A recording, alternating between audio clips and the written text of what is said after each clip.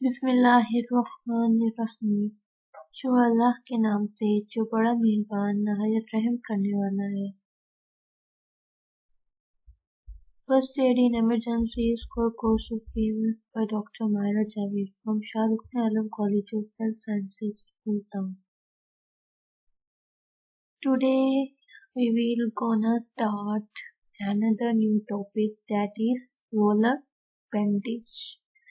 This is the picture of roller bandage. Rollers का मतलब है गोल पट्टी, ठीक है। ये गोल यानी कि गोल एक बैंडेज होती है, इस तरह की ये बैंडेज होती है रोल हुई हुई। रोलर बैंडेज गोल पट्टियां, ठीक है। रोलर बैंडेज क्या होती है, इसके मकसद क्या है करने का, ये कहाँ की जाती है और इसकी कौन कौन सी टाइप्स हैं, ये आज हम इसमें रोलर बैंडेज के टॉपिक में देखते हैं। रोलर बैंडेज यानी कि गोल पट्टियां ड्रेसिंग को अपनी जगह कायम रखने के लिए ज्यादातर रोलर बैंडेज ही इस्तेमाल होती है। जो ड्रेसिंग है आपने बॉय गर्ल्स वगैरह या फिर कॉटन वगैरह रखी, उसके ऊपर क्या आपने देखा होगा रोलर बैंडेजेस होती हैं, उन्हीं को आप ऊपर बांधते हैं ज्यादातर, ताकि जो ड्रेसिंग है वो अपनी जगह पर कायम रहे और मूव ना करे। फर्स्ट एड की ड्रेसिंग के दौरान रोलर बैंडेज ही इस्तेमाल होती है। फर्स्ट एड में भी आपने देखा होगा, जो फर्स्ट एड बॉक्स है उसमें भी ज्यादातर रोलर बैंडेज ही रखी गई होती है। रोलर बैंडेज मुख्तलिफ साइज और लंबाई में होती है।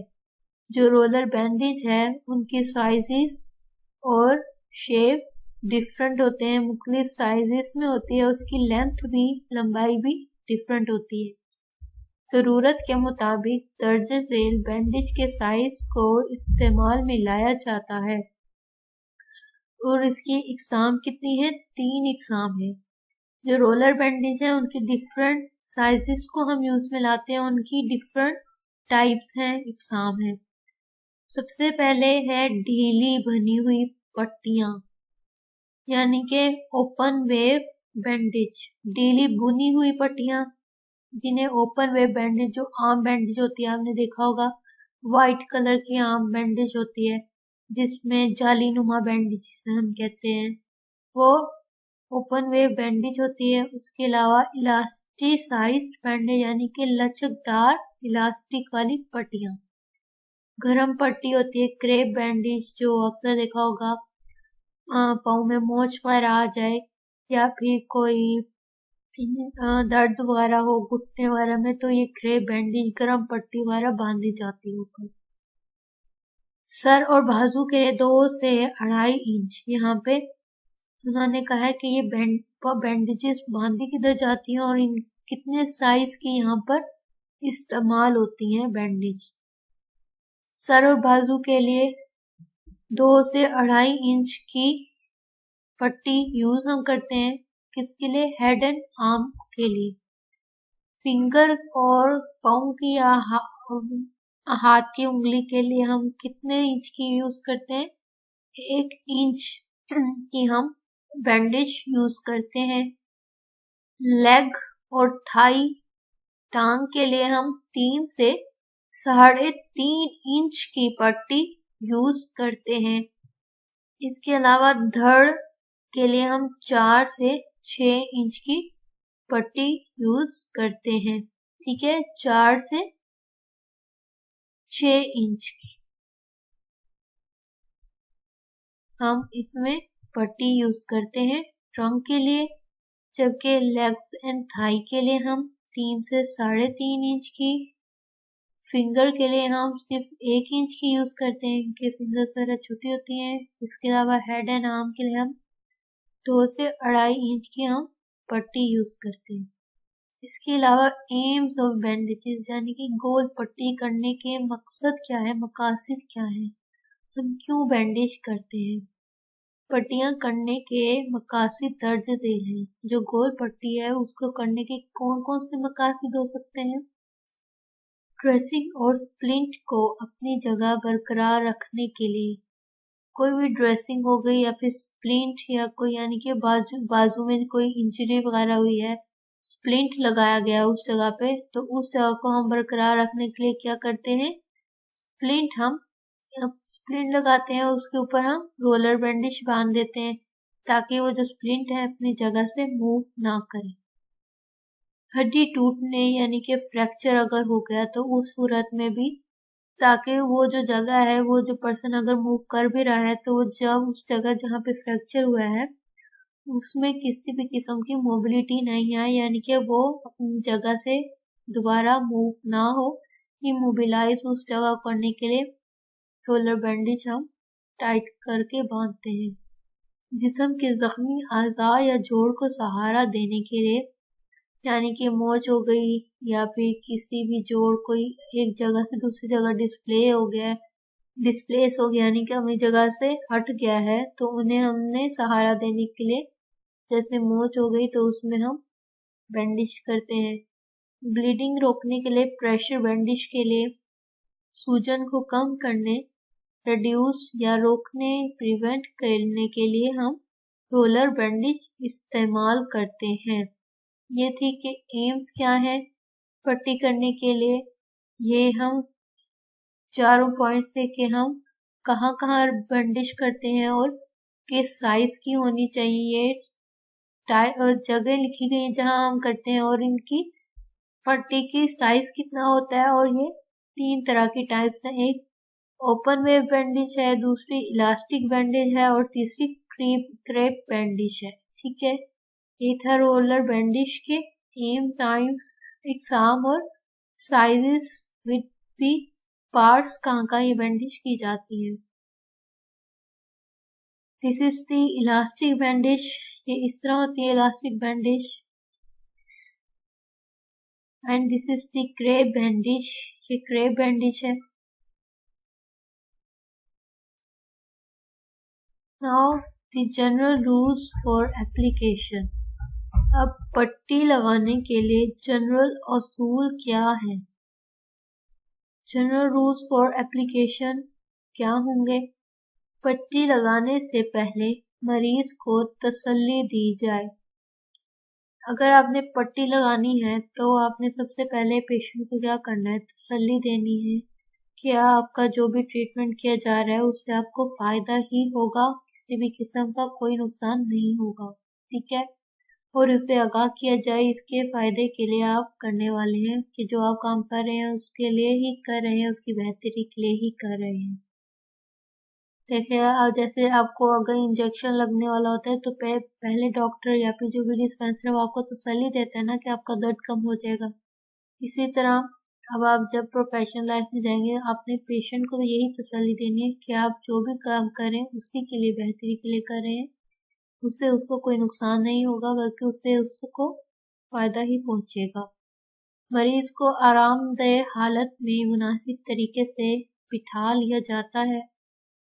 ठीक है, उसके बाद पेशेंट को आपने क्या करना है, बिल्कुल पुरसुकून हालत में बिठा देना है।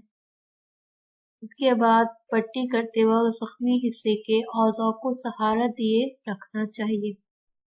अगर कोई भी उसका जख्मी पार्ट है या फिर ऐसा जिस्म का हिस्सा जो यानी कि फ्रैक्चर वगैरह हो गया तो आपने उस औज़ा को, उस हिस्से को सहारा दे के रखना है ताकि पट्टी करते हुए आप जिस जगह पट्टी कर रहे हैं वो आपको उस बात का अंदाजा रहे कि किस जगह और कहाँ किस जगह पे आप पट्टी कर रहे हैं।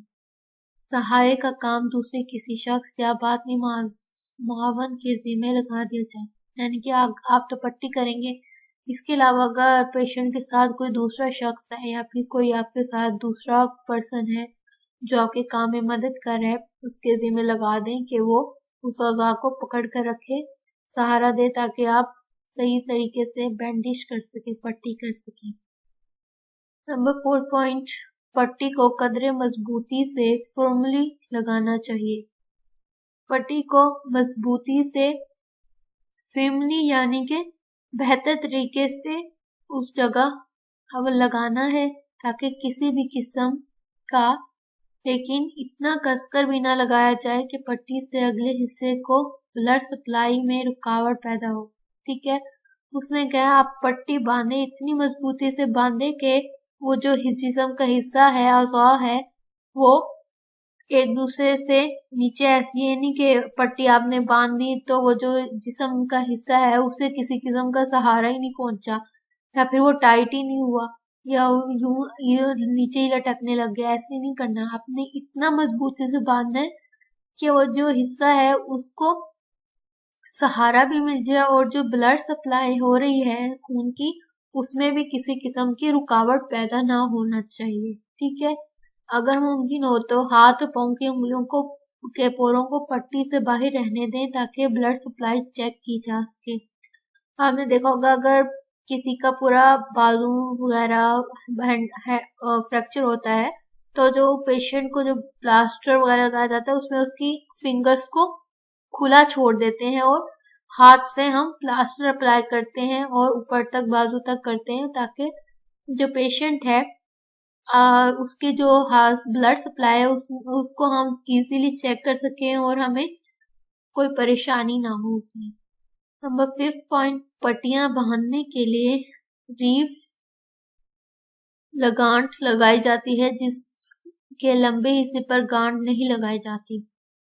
अगर जिस्म का छोटा हिस्सा जैसे कि हाथ हो गया या फिर पाँव या टांग वगैरह हो गई, हमने रोलर बैंडेज यूं बांधेंगे तो हम ऊपर इजीली उसके गांठ बांध सकते हैं, ठीक है, दोनों हिस्सों को मिला जोड़कर। लेकिन अगर जिस्म का बड़ा हिस्सा है तो हम उस पे गांठ नहीं बांध सकते, तो हमारे पास एक स्टिकिंग सी टेप आती है, हम उस टेप की हेल्प से उस हिस्से को हम वहां पे टेप अप्लाई कर देंगे जो वहां पे स्टिक हो जाएगी और जो पट्टी है वो फिर मूव नहीं करेगी। नंबर 6 पॉइंट, पट्टी से अगले अज़ा के हिस्से की ब्लड सप्लाई बाकायदगी से चेक करते रहना चाहिए। ब्लड सप्लाई को हम किससे चेक करेंगे?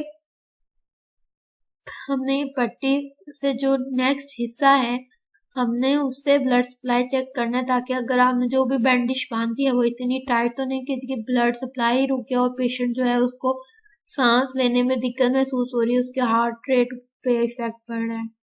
नंबर 7 पॉइंट, बाएं हाथ की मदद से पट्टी के सिरे को पकड़कर दाएं हाथ से पट्टी की जाए। यानी कि पट्टी किस तरह करनी है?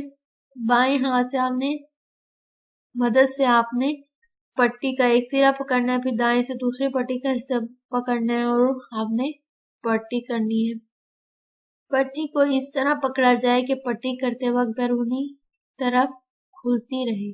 आपने जो बैंडेज है वो इस तरह पकड़कर करनी है कि ये नहीं कि वो बंद ही होती रहे, बल्कि वो ओपन होती रहे, उसका जो दूसरा सिरा है वो ओपन होने की तरफ जाती रहे, खुलती रहे बाहर की तरफ। नंबर 8 पॉइंट, जब पट्टी को मजबूती के लिए काबू करने की जरूरत हो तो अंदरूनी रुकाव मोड़ी जा सकती है।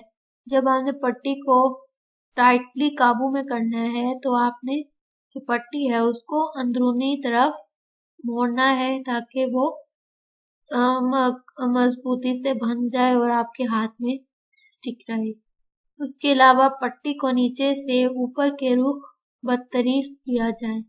जो पट्टी है आपने उसे नीचे से ऊपर की तरफ लपेटना है। पट्टी करते वक्त इस तरह की जाए कि दूसरी तह लेयर पहले से 2 से 3 हिस्सा चढ़ जाए।